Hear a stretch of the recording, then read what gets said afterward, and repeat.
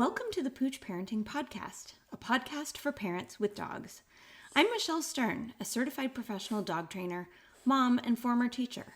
Living with kids and dogs at the same time can feel like a circus. I know because I lived it too. Join us as we interview a variety of experts and parents to discuss topics that will make parenting with dogs easier, safer, and less chaotic. Also, you can love living with your dog again. I'll always keep it real, which might even mean that you hear the messiness of life in the background on occasion, but at least you know you're not alone. In today's episode, you're going to hear a question that was called in by one of our listeners, and we're going to talk a little bit about how to help her toddler stop yelling at the dog. But before we dive into that, I'm really excited to let you know that I've got a new workshop in the books. It will be offered live twice, and then it will be available as an evergreen recording, and it is for parents who have new dogs. The goal of the workshop is to help you build safe and positive relationships between your kids and your new family dog. You can get details about this workshop on the poochparenting.net website under the services tab. And if you happen to be an Instagram person, you can check the links in my bio and you'll get a link directly to purchasing that new workshop called Your New Family Dog. And now we're going to dive in and I will play Jessica's question and then respond. Hi, Michelle. I have a 2.5-year-old son who has recently started to yell at my dog and cat. And my husband and I try not to yell at the animals, but we're human beings and sometimes we yell. And obviously my 2-year-old has picked up on that. And so the kinds of thing that he will say is like, if my dog is sitting next to me on the couch, he'll say, "No, Cody, my spot." And he yells it pretty loud. So I've been trying to think of how to get him to speak more gently to the animals or to redirect that so that the request is coming to me instead of to my dog in a way that a 2.5-year-old can kind of understand. So if you have any ideas or suggestions on how to do that, that would be wonderful. Thank you.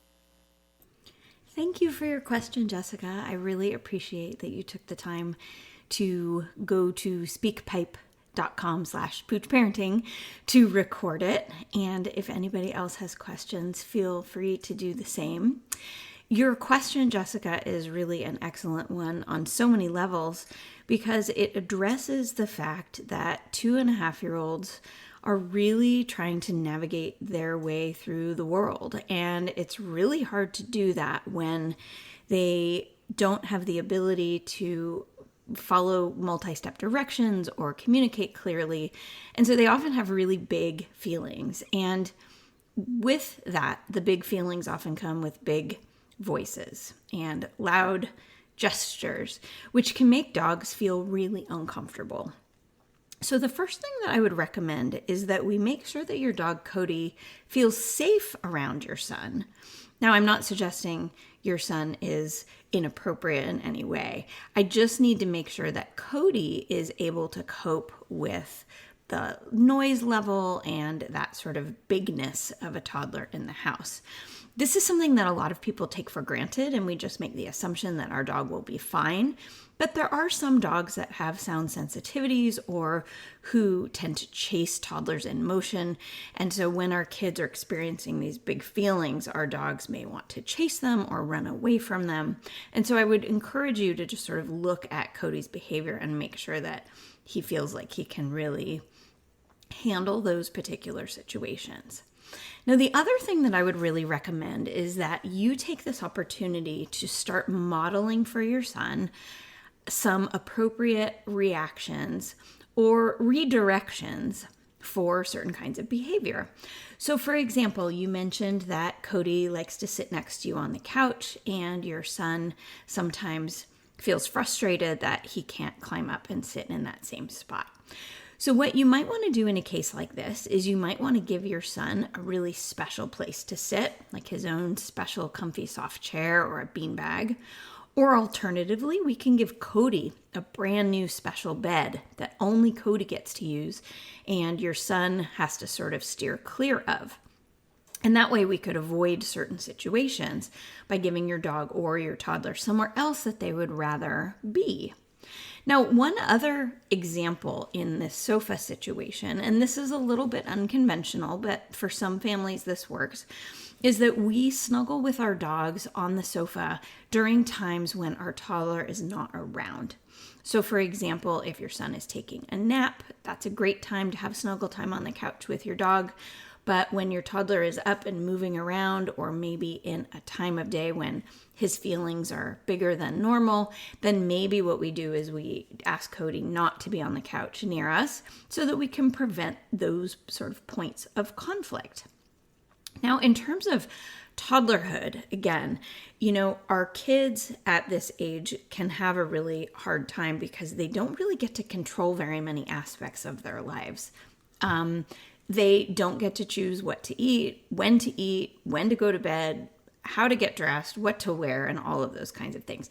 So we're busy making all of those decisions for our kids all the time. And so if you can give your son a few opportunities to make some choices on his own, that would be really great.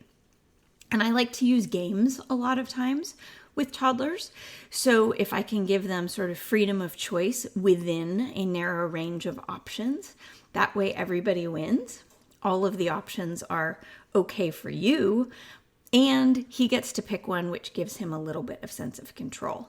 Now, depending on your toddler's maturity level and ability to follow directions, there are simple games that you can play together, like red light, green light, or freeze tag, freeze dance, I guess, would be more appropriate. Some kids can understand the concept of Simon Says, although a 2.5-year-old won't be ready for the subtleties of the actual Simon Says part of that game. But regardless, your son, and playing games like that can be really great. So if you notice that he starts to approach your dog quickly, then you could say red light, and then he can freeze, and then you can reward him with praise and wow, so clever, great job stopping when I said red light. Let's go over here and do this other thing instead. So toddlers, fortunately, are able to be redirected quite often, and that's also a strategy that I use with dogs as well. My goal as a parenting coach and as a mom myself is to try to say yes more than I say no. And so for me, that's a nice litmus test and like a measuring stick that I can use to see how I'm feeling in my own self about parenting. Wow, I've been saying no a lot lately. Yikes, I should really try to say yes more. And then we can come up with some strategies to do that.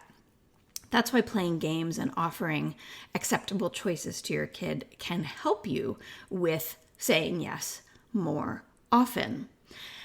Finally, I would just like to say that, again, modeling appropriate behavior is the ideal so that we can teach our kids through example.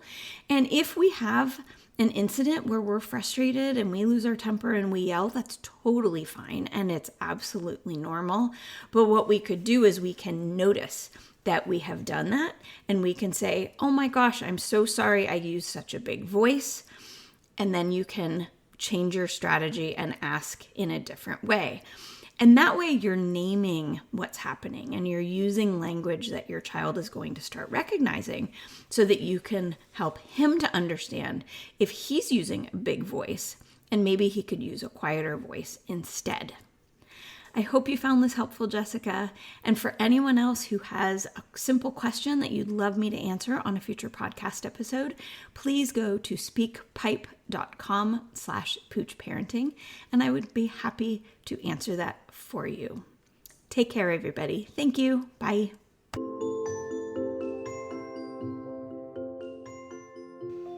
If you haven't already, please subscribe to the Pooch Parenting Podcast on the podcast app of your choice. For ongoing support, get on the waitlist for the Pooch Parenting Society, where I share training tips, activities, and coaching so families with dogs can live in harmony. By signing up at safekidsanddogs.com, you'll be the first to know when I open registration again for new members.